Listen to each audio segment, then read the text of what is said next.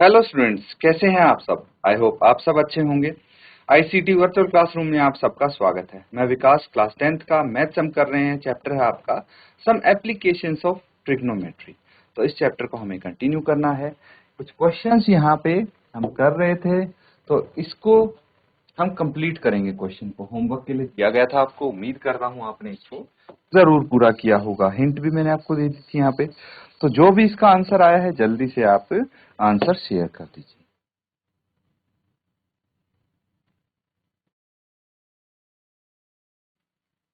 तो ठीक है, अब देखिए क्वेश्चन अगर आपको समझ में आया है तो चीजें काफी आसान होने वाली हैं। यहाँ पे आपको क्वेश्चन एक बार फिर से रीड कर लेते हैं। From the top of a 7 metre high building the angle of elevation of the top of a cable tower is 60 degree and the angle of depression of its foot is 45 degree. Determine the height of tower. तो यहाँ पे आपको tower की height बतानी है। Total height कितनी है। अब क्या चीज गिवन है भाई, एक बिल्डिंग है 7 मीटर ऊंची। बिल्डिंग कितनी है? 7 मीटर ऊंची है। Angle of elevation of top of tower है 60 डिग्री और एंगल ऑफ डिप्रेशन है इसके फुट तक 45 डिग्री। समझ में आ रहा है? ये हाइट हो गई टावर की। अब let A B the building. A B building मान ली और सी डी हमने टावर की हाइट मान ली। अब हमें ये चीज पता है, देखिए बी सी बराबर है ए ई, ये दोनों इक्वल होंगे। ये रहा बी सी, ये रहा ए ई। ठीक है, ये दोनों बराबर होंगे क्योंकि distance of tower and building same होगा, चाहे आप फुट से नापो चाहे आप बीच से कहीं से नापो। ठीक है, अगला ए बी बराबर है ई सी बराबर है 7 मीटर। तो ये रहा ए बी। तो अगर हम बिल्डिंग की हाइट देखें और टावर की हाइट बिल्डिंग तक सेम होगी, है ना, बिल्डिंग की हाइट तक, फिर θ1 θ2 आपको यहाँ पे गिवन है।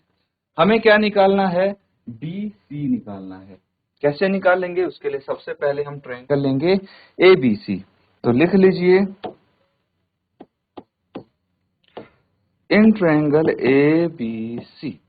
ट्रायंगल ए बी सी में अगर देखें तो हमें चाहिए, ये है परपेंडिकुलर, ये है बेस। ठीक है, ये है हाइपोटेन्यूज। तो हमें परपेंडिकुलर और बेस लेना है। परपेंडिकुलर बटे base is equal to tangent θ1। ठीक है, अब परपेंडिकुलर यहाँ पे कितना है? ए बी है। बेस कितना है? बी सी है। Is equal to tangent theta कितना है? 45 डिग्री है। तो ए बी आपके पास 7 है, बी सी हमें नहीं पता, ये है 1। तो बी सी की वैल्यू कितनी आ जाएगी? 7 मीटर। ठीक है, तो ये बी सी आपके पास आ गया 7 मीटर। तो हमें पता है अगर बी सी 7 मीटर है तो ए सी कितना होगा? ए ई कितना होगा? ठीक है, therefore A E is equal to B C is equal to 7 metre. ये आ गया। अब ये ए ई की वैल्यू पता लग गई आपको, तो हम डी ई की वैल्यू यहां से निकाल देंगे इस ट्रायंगल का यूज करके। तो आप क्या करेंगे? इन ट्रायंगल ए ई डी, ठीक है, ये परपेंडिकुलर हो गया, ये बेस हो गया, इन दोनों का यूज करेंगे। परपेंडिकुलर बटे base is equal to tangent θ2। ठीक है, हम इसका यूज करेंगे। परपेंडिकुलर यहाँ पे कितना है? परपेंडिकुलर है यहाँ पे, देखिए ये कहां से है ये तो आपको पता है ना। अब ये चीज आपको बिल्कुल माइंड में होनी चाहिए। अगर लिखने की जरूरत पड़ रही है तो लिख लो, क्योंकि परपेंडिकुलर बटे बेस होता है टेंजेंट थीटा। तो यहाँ पे परपेंडिकुलर है आपके पास ए डी ई, बेस है ए ई, और टेंजेंट थीटा कितना है? 60 डिग्री। ठीक है, यहां तक नोट कीजिए, फिर आगे करते हैं।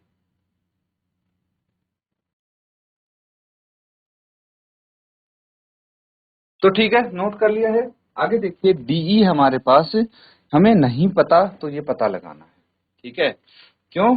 क्योंकि जो हमारा सीडी है, सीडी हाइट ऑफ टावर है, वो होगा डीई प्लस ईसी के बराबर।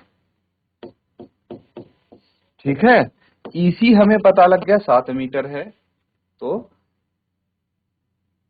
ये रहा ए बी बराबर है ईसी 7 मीटर है, तो डीई कितना होगा वो पता लग गया, तो आंसर आ जाएगा।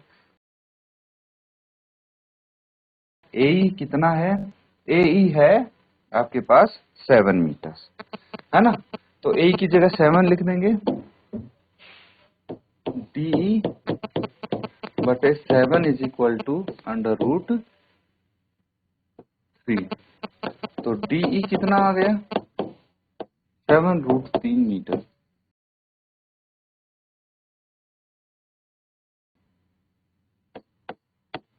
डीई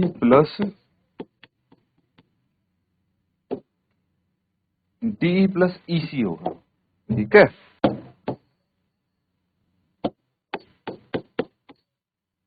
तो डीई कितना है 7√3, ईसी है 7, तो ये कितना आ जाएगा, डीसी 7√3 प्लस 1 मीटर। तो ये है height of tower, therefore the height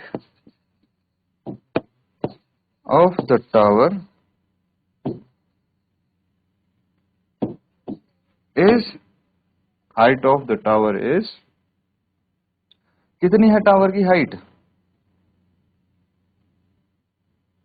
7√3 plus 1 metre. ये आपका आंसर आ गया, नोट कर लेंगे।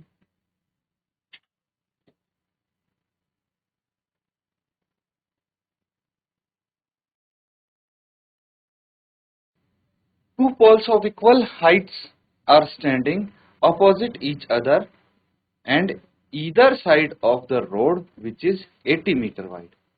ठीक है, तो यहाँ पे क्या बोला है, दो खंबे हैं, दो पोल हैं जिनकी ऊंचाई समान है, वो एक रोड के दोनों तरफ खड़े हैं, एक इस तरफ खड़ा है रोड के, एक दूसरी तरफ खड़ा है, जो रोड 80 मीटर चौड़ा है। ठीक है, from a point between them on the road the angle of elevation of the top of the poles is 60 degree and 30 degree respectively. Find the heights of the poles and distance of point from the poles. तो यहाँ पे height बतानी है और उस point से कितनी दूरी है पोल्स की वो बतानी है। यहाँ पे फिगर बनाने की कोशिश करेंगे सबसे पहले। तो एक है 60 डिग्री एंगल और एक है 30 डिग्री। ठीक है, तो यहाँ पे अगर देखेंगे तो इसका एंगल आपको 60 डिग्री बनता हुआ दिखेगा। थोड़ा और मैं इसको ऐसे कर देता हूँ, तो देखिए ये ज्यादा प्लांट में दिख रहा है, तो ये 30 डिग्री होना चाहिए और ये एंगल 60 डिग्री होना चाहिए। ये पोल्स हैं, ठीक है। तो मान लीजिए ये है ए बी सी डी ई। तो ए बी और ए डी ई डी क्या है, आपके पोल हैं। सी ग्राउंड पे वो पॉइंट है जिससे एंगल ऑफ एलिवेशन मेजर किए जा रहे हैं। ठीक है, इसको लिख लेंगे आप properly. Let A B and E D be the poles and point C is from where angle of elevation measured। ठीक है, एंगल ऑफ एलिवेशन जहां से मेजर किए जा रहे हैं वो पॉइंट सी हो गया। समझ में आ रहा है। अब देखिए यहां पे हमें एक बात पता है, let height of poles be, ये तो पता है हमें ए बी बराबर है ई डी, इसको हम एच मान लेंगे। क्या मान लेंगे, हाइट को एच मीटर मान दिए। समझ में आ रहा है। और दूसरा, let and distance of pole AB from point C भी x मीटर। तो डिस्टेंस हम पॉइंट C से x मीटर मान लेते हैं। कितना मीटर मान लेते हैं? x मीटर मान लेते हैं। ठीक है, हमें पता है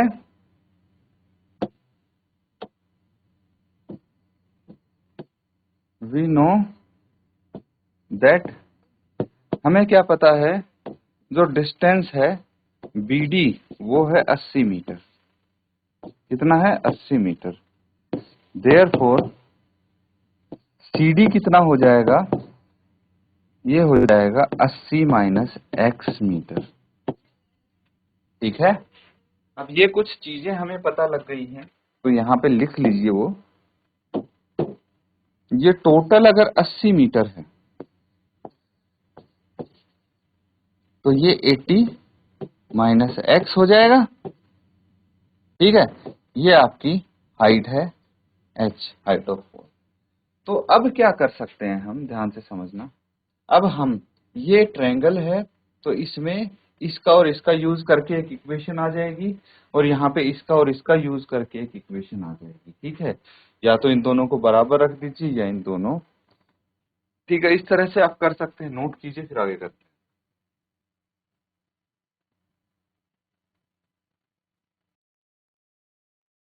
तो बच्चों यहां तक चीजें समझ गए। अब देखिए, हमारे पास AB और ED की वैल्यू मतलब दोनों सेम होनी चाहिए, तो हम इक्वेशन निकाल लेंगे AB की और ED की, इन दोनों को बराबर रख देंगे। ठीक है, और यहाँ पे जब हम बराबर रखेंगे तो आपके पास x की वैल्यू आ जाएगी। ठीक है, फिर इक्वेशन में x की वैल्यू रख के h की वैल्यू निकाल लेंगे। इस तरह से आप इसको सॉल्व करेंगे तो ये पूरा आप कंप्लीट कर लेंगे अपने होमवर्क में। ठीक है, तो जो हमने यहाँ पे क्वेश्चंस किए हैं उनको पहले रिवाइज करेंगे, फिर अपना होमवर्क करेंगे। इसी के साथ आज का सेशन यहाँ पे एंड करते हैं। Thank you and have a nice day.